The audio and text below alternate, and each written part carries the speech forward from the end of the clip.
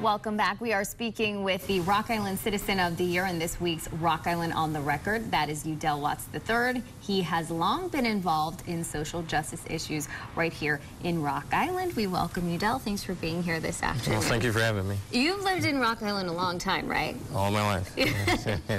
You were telling me... See, I was born at a young age, and I stayed here. And you were telling me you delivered papers, you had a route around the city. I actually did have, shared a downtown route with a student friend of mine when we were in grade school, yeah. And you delivered papers to this building. Sure did, yeah.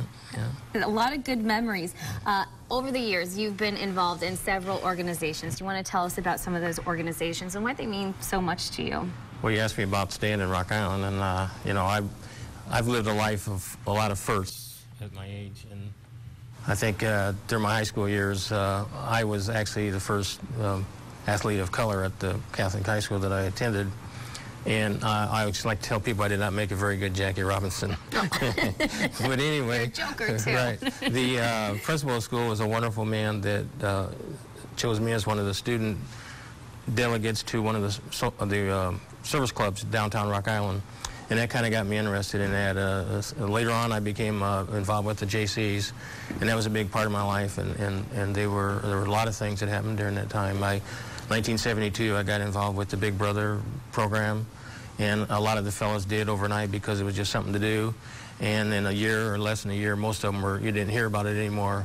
But I had a young man in my life till 2003, and I think it did just as much for me as it did for him because of the ups and downs that we went through together. And it's amazing. You've done so much for this community. What was it like when you heard that you were named Citizen of the Year? I was surprised. I still think that some of the ladies from the library had something to do with it, although they deny it or they play like they didn't. But no, I was surprised and humbled. And you got to be Grand Marshal in the parade this year as well. Yes, it was quite an experience, yeah. But what was that like?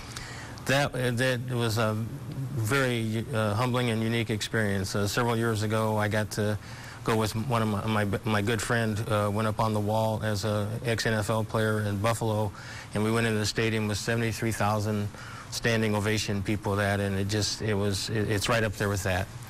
You know, I got to go out on the field with him, and it was just a wonderful experience. And this is right up there with that. I never saw during that parade. I didn't realize so many people that I knew in such a short period of time. I didn't realize I knew that many people in Rock Island. Congratulations to you.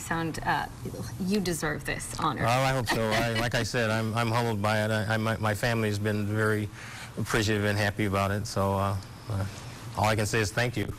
Congratulations. Thanks for joining us this afternoon. You're more than welcome. Of course. Still to come.